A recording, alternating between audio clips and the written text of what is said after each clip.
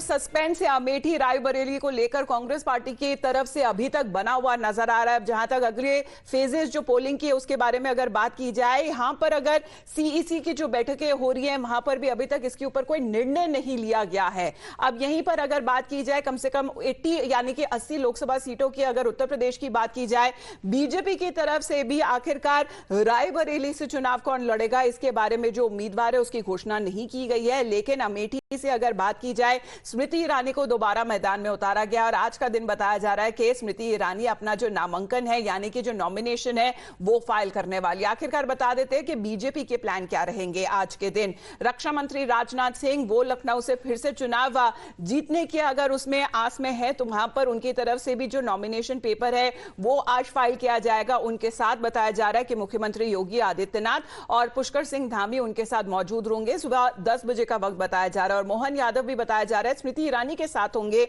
जब वो अमेठी में अपना नामांकन दायर करेंगे। ये दोपहर 12 बजे का वक्त बताया जा रहा है। Now head of that sitting MP from Amethi was seen canvassing while riding on a scooty as well. Scooty में चलाती हुई नजर आई स्मृति ईरानी अमेठी में और वहां पर अपने जितने सपोर्टर्स थे, वेल विशर्स थे, उनके साथ तस्वीर खिंचाती हुई भी नजर आई और आखिरकार ये कहती हुई नजर आई कि अगर आपको अमेठी में जिस तरीके का विकास आपको 5 सालों में दिखा है, अगर अगले 5 सालों में भी चाहिए तो बीजेपी और भाजपा और उन्हें जरूर वोट दीजिए। लेकिन यहीं पर जो मुकाबला है वो कड़ा होते हुए नजर आ रहा है क्योंकि उनके ऑपोजिशन में आखिरकार कांग्रेस पार्टी से कौन उम्मीदवार होगा इसके ऊपर अभी तक सस्पेंस बना हुआ है। There are only speculations in silence as the Congress is keeping its cards close to its chest over Amethi and Raebareli, but Times Now has continuously been giving out the viewers the latest insight soup, what seems to be happening behind the scenes.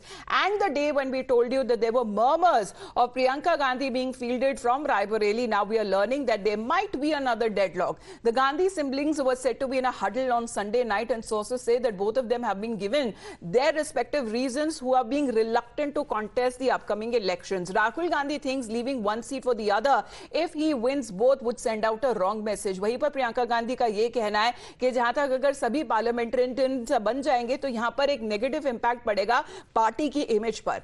BJP meanwhile is playing the game of wait and watch and mock as well, क्योंकि BJP की तरफ से भी अभी तक रायबरेली से मैदान में कौन उतरेगा उसका उम्मीदवार की घोषणा अभी तक नहीं की गई है। देखिए, चाहे कांग्रेस हो या सपा हो, दोनों ही पार्टी और पार्टियों के नेता कंफ्यूज है। वो आत्मविश्वास उनका डोल गया है। आप देख रहे हो कितनी बार टिकट बदलते हैं। बदायूं का हाल देखा हुआ, कितनी लोकसभा को देखा हुआ। तब मैं कह सकता हूं कि अभी तक उनकी हिम्मत नहीं जुटा पा रहे हैं कि रायबरेली अमेठी से लड़ेगा कौन।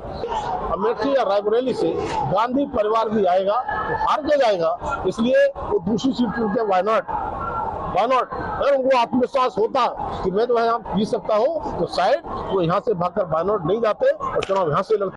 शीघ्र ही श्री राहुल गांधी जी का निर्णय हो अमेठी के लिए और श्रीमती प्रियंका गांधी जी का निर्णय हो। कांग्रेस के कार्यकर्ता घर घर जा रहे हैं, श्री राहुल गांधी जी के संदेश को पहुंचा रहे हैं, श्रीमती प्रियंका गांधी जी की बात को पहुंचा रहे हैं। और अमेठी और रायबरेली के लोग इस बात को लेकर उत्सुक हैं कि राहुल गांधी जी आए और जैसे ही राहुल गांधी आएंगे, आप यकीन मानिए कि भारतीय जनता पार्टी स्मृति ईरानी को कोई वहां पूछे तक नहीं, उनको कार्यकर्ता भी नहीं